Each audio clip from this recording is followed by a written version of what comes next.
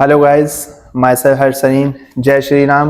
आज हम लोग आपके लिए लेके आए हैं एक पॉडकास्ट जिसमें आज हम लोग एक वेल सर्टिफाइड ट्रेनर से पूछेंगे सोसाइटी से रिलेटेड कुछ क्वेश्चंस जो कि फिटनेस से रिलेटेड हैं। देखते हैं इनकी क्या राय है फिटनेस से रिलेटेड।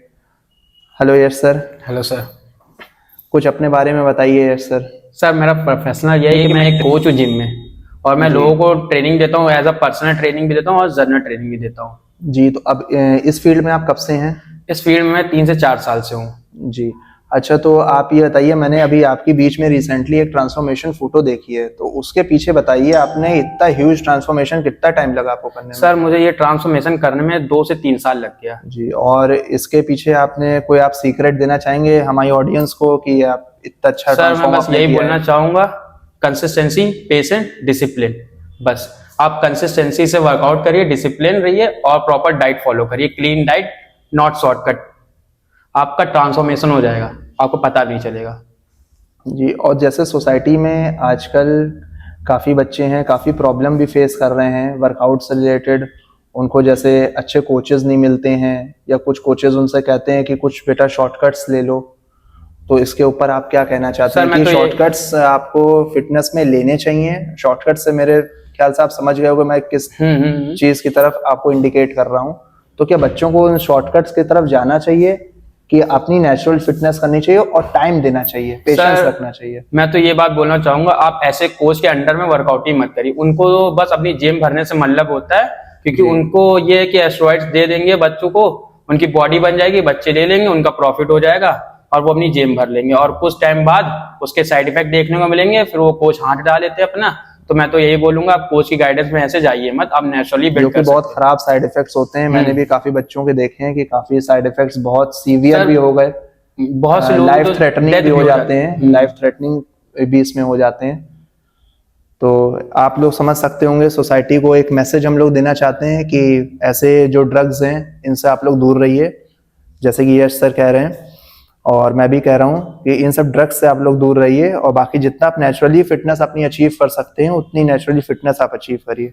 अच्छा यश सर, एक छोटा सा और मिथ था सोसाइटी में लोगों को फिटनेस से रिलेटेड कि एज ड्यूरेशन क्या होनी चाहिए एक्सरसाइज स्टार्ट करने की? क्या कुछ बहुत बंदे कहते हैं कि आप जल्दी एक्सरसाइज स्टार्ट करेंगे तो आपकी हाइट रुक जाएगी, काफी कोचेस ये भी कहते हैं, और काफी मिथ ये भी है कि आफ्टर 60s वर्कआउट नहीं करनी चाहिए या आफ्टर 70s वर्कआउट नहीं करनी चाहिए।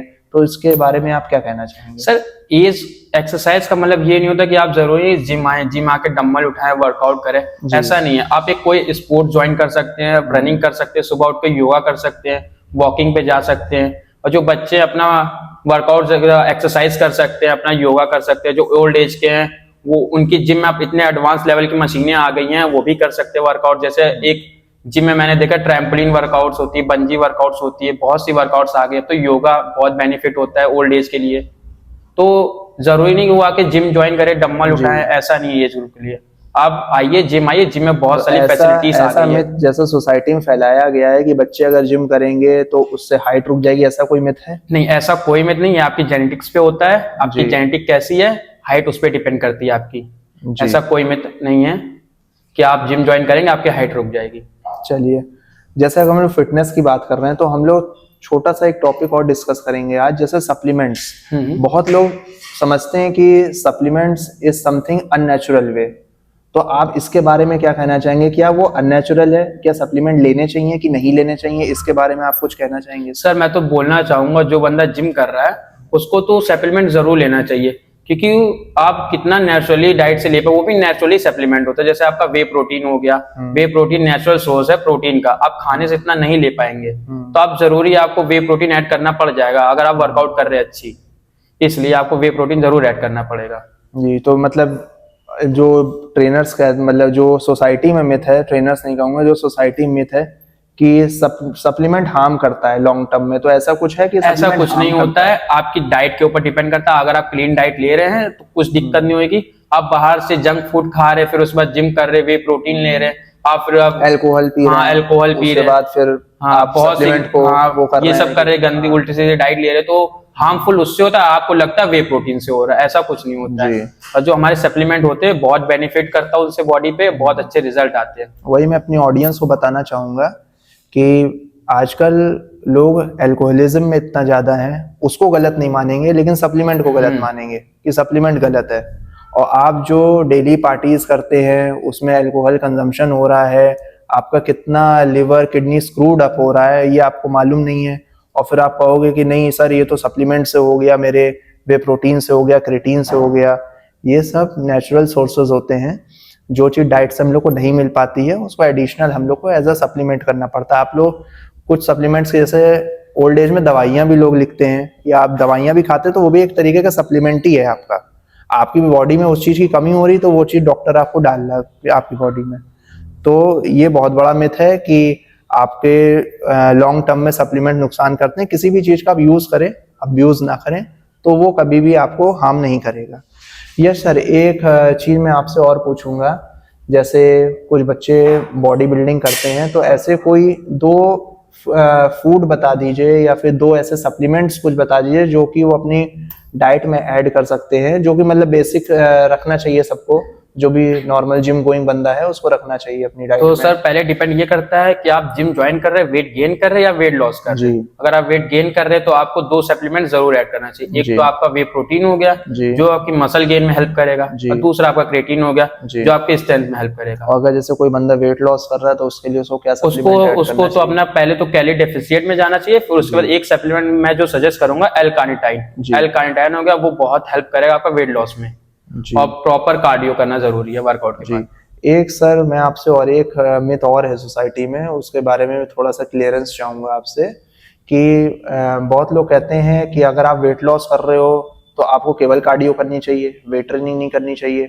तो ऐसा क्या रोल है कार्डियो और वेट ट्रेनिंग का वेट लॉस में, इसके बारे में कुछ हम लोग डिस्कस करते हैं। तो जैसे बहुत लोगों ने देखा होगा, जो बंदे बहुत ज्यादा हेल्दी होते, बहुत ज्यादा मोटे होते, वो लोग ज्यादा कार्डियो करते तो उनकी स्किन लूज हो जाती है। तो हर कोच पहले यही सजेस्ट करेगा आप कार्डियो करिए, उसके साथ साथ स्ट्रेंथ ट्रेनिंग भी करिए, क्योंकि उससे ये रहेगा ट्रेनिंग जरूरी है अगर आपको वेट लॉस करना है। कि ऐसे आपकी लूज स्किन हो जाएगी, वो फिर आपको प्रॉब्लम करेगी आगे जाके। तो स्ट्रेंथ ट्रेनिंग भी जरूरी है, कार्डियो भी जरूरी है, और दोनों के साथ डाइट भी बहुत जरूरी है।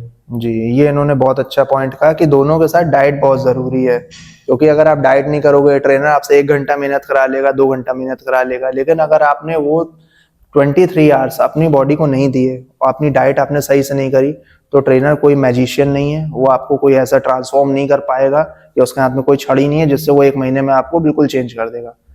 सर एक क्वेश्चन और आ रहा था सोसाइटी में बहुत ज्यादा कि स्टेरॉइड से रिलेटेड है, मैं आपसे पूछना चाहूंगा। जैसे बॉडी बिल्डिंग में आजकल स्टेरॉइड्स बहुत यूज हो रही हैं, उसकी वजह से लोगों को ऑब्वियस सी बात है आगे चल के प्रॉब्लम होती है, लेकिन for a time being persons ले लेते हैं कंपटीशन खेलने के लिए, या नॉर्मल आजकल जनरल फिटनेस के लिए भी ट्रेनर रिकमेंड कर देते हैं। तो आप इसके बारे में क्या कहना चाहेंगे कि स्टेरॉइड लोगों को लेना चाहिए, ये सॉल्ट्स लोगों को लेने चाहिए कि नहीं लेने चाहिए? सर मैं तो यही बोलना चाहूंगा, जो बंदा जिम ज्वाइन कर रहा है उसको अपना पूरा पोटेंशियल से वर्कआउट करना चाहिए, कम से कम 5 से 6 साल। उसको उतने रिजल्ट नहीं मिल पा रहे हैं तो एक अच्छे कोच की गाइडेंस में जाके वर्कआउट करे, फिर भी उसको अच्छे रिजल्ट नहीं मिल पा रहे, उसका गेम ही है ये बॉडी बिल्डिंग है, तो एक अपने अच्छा कोच हायर कर सकता है जो कि उसको प्रॉपर एस्टेरॉइड्स के पर्पज से उसको ट्रेनिंग कराए और पूरी जानकारी उसको। मतलब आप कहना चाहेंगे कि पूरा मेडिकल गाइडेंस के अंडर में इस चीज को कराया जाए?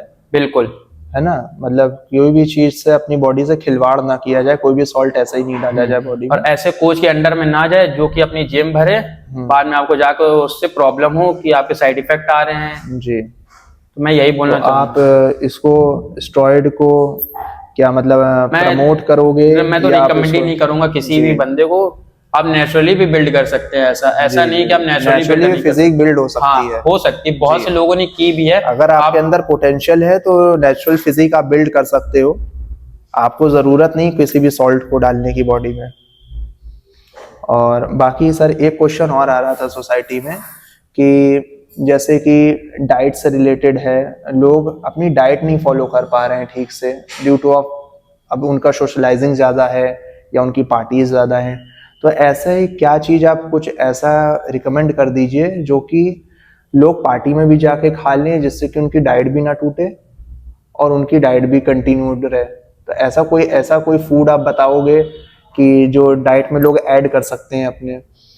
सर मैं फूड नहीं बताऊंगा, मैं ऐसा बताऊंगा कि आप एक अंडर कोच रहिए जो प्रॉपर सेटिस्फाइड हो, वो आपको प्रॉपर गाइडेंस देगा कि आप कहाँ पे क्या खाना चाहिए, आपको किस टाइम पे किस मील को लेना चाहिए, आप बाहर भी जा रहे हैं तो बाहर क्या ले सकते हैं, वो आपको प्रॉपर एक कोच ही गाइड कर सकता है। आप सेल्फ करेंगे लेकिन इतने एफर्ट्स नहीं लगा पाएंगे, आप फिर एक बार सोचेंगे चीट मील हो ही जाएगी। लेकिन आप एक अंडर कोच रहेंगे तो आपको प्रॉपर गाइड करेगा, सर ये नहीं लेना इस टाइम पे, ये लेना। आप बाहर जा रहे हो तो आप उसको बता के जाइए, सर मैं यहाँ जा रहा हूँ, तो वो आपको खुद गाइड कर देंगे। ये सर ने बहुत अच्छी बात करी कि एक गुरु का होना बहुत जरूरी है लाइफ में। अगर आपने एक गुरु पकड़ लिया और आप उस पर ट्रस्ट करते हो तो इससे बेटर कुछ नहीं है, उससे अच्छा ट्रांसफॉर्मेशन आपका कोई नहीं करा पाएगा। लेकिन आपको अपने गुरु पे ट्रस्ट करना पड़ेगा, अपने कोच पे ट्रस्ट करना पड़ेगा। जब आप ट्रस्ट करोगे तभी आपको वो रिजल्ट उतना दिखा पाएगा। अगर वो अपना 100% दे रहा है तो आपको भी अपना 100% देना पड़ेगा, तभी आपकी फिजिक ट्रांसफॉर्म होएगी। क्योंकि कोच कोई मैजिशियन नहीं है कि आपको एक महीने में वो चेंज कर देगा विदाउट योर एफर्ट्स। वो केवल आपको एक डायरेक्शन, एक पाथ दिखा सकता है। बाकी जो भी है आपको मेहनत खुद की करनी है, सब कुछ खुद का करना है आपको। He can only show you the path. तो सर आप सोसाइटी में फिटनेस को किस उसमें नज़रिए में देखते हैं? क्या मतलब सोसाइटी में जैसे आप बाहर निकलते हो तो सोसाइटी में आप क्या देखते हो, मतलब कि फिटनेस लोग, मतलब फिटनेस कंसर्न है लोग कि कम है, कि क्या सीन है फिटनेस सोसाइटी सर में? मैं आज इस समय मैं देखता हूँ आजकल आधे से ज्यादा लोग तो बाहर ठेके के बाहर हो गए, आपके ऐसे बाहर हो गए, इन सब में ज्यादा पैसा इन्वेस्ट करते हैं। मतलब फिटनेस को कोई ज्यादा मतलब प्योरिटी देता ही नहीं ना उतनी, कि जिम ज्वाइन करने पे इतना खर्चा आ जाएगा और सप्लीमेंट लेने पे इतना खर्चा आ जाएगा, एक कोच को हायर करेंगे उतना खर्चा आ जाएगा, और बाहर जाना हो उनको, जैसे पब में जाना हो, बाहर में जाना हो, वहाँ 5-10 हजार रुपए वहाँ वो लोग नहीं सोचेंगे, वो लोग बिल्कुल नहीं सोचेंगे। वहाँ 5-10 हजार is peanuts for them। हाँ, आज की सोसाइटी में मतलब लोग इम्पोर्टेंस देते ही नहीं है फिटनेस को, जो कि बहुत जरूरी है। लोगों को देना चाहिए इस चीज को। और फिर बाहर ये लोग रिग्रेट करते हैं, इनको ये प्रॉब्लम हो रही, वो प्रॉब्लम हो रही, फेस करे, फिर उसके बाद लोग जिम ज्वाइन करते हैं जब उनकी एज ऐसी हो जाती है। जी, ये बहुत अच्छी बात कही है सर ने कि बाद में लोग रिग्रेट करते हैं। अगर यही रिग्रेट आप पहले कर लोगे और सही जगह अपने मनी को इन्वेस्ट कर दोगे तो आपको ये सब चीजें फेस नहीं करनी पड़ेगी। आदमी क्या होता है, पहले सोचता है कि चलो आज एंजॉय कर लेते हैं, आज पार्टी कर लेते हैं, कल से वर्कआउट करेंगे। तो ये सबसे ही बहुत ही गलत तरीका है लोगों का, जैसे भी जो लोग कर रहे हैं इसको। तो प्लीज इस चीज को बंद करिए, आज ही से अपने फिटनेस पे थोड़ा सा ध्यान दीजिए और कोशिश करिए कि आप अपना 1 घंटा अपनी बॉडी को दें। डेली 1 घंटा अपने बॉडी को देना बहुत जरूरी है, चाहे आप वो किसी भी एक्टिविटी में दें, चाहे वो जिम में दें, चाहे कोई भी आप फिजिकल वर्कआउट करें, कोई भी स्पोर्ट्स खेलें, आप कुछ भी करें, लेकिन 1 घंटा आपको अपनी बॉडी के लिए डेडिकेटेड निकालना पड़ेगा। क्योंकि आजकल इतना एडल्ट्रेशन है मार्केट में, इतना फूड में एडल्ट्रेशन है कि आपको उस लेवल का न्यूट्रिशन मिल ही नहीं रहा है। इसीलिए लोग सप्लीमेंट रिकमेंड करते हैं कि कुछ प्योरिटी तो आपको मिलेगी उसमें। अब मार्केट में आप दूध लेने जाओ उसमें भी एडल्ट्रेशन, ब्रेड लेने जाओ उसमें भी एडल्ट्रेशन, जो बेसिक नीड है ह्यूमन की उसी में एडल्ट्रेशन हो रहा है। तो आप कोशिश करिए कि अपना 1 घंटा अपनी बॉडी को, अपनी फिजिक को दीजिए और कोशिश करिए कि इन सब अल्कोहल और जितने भी ये ड्रग्स हैं इन सब चीज़ों से दूर रहिए। नाइस मीटिंग यू यार सर, थैंक यू इतनी इन्फॉर्मेशन शेयर करने के लिए हम लोग के साथ। शायद इससे थोड़ा सा हम लोग की ऑडियंस को थोड़ा सा इससे बेनिफिट मिलेगा। और मैं चाहूँगा जो भी यश सर ने आपसे कहा है थोड़ा उस पर आप लोग ध्यान दें और इस पर थोड़ा सा कल ही से अपना वर्क चालू करिए। Thank you. जय श्री राम। जय श्री राम।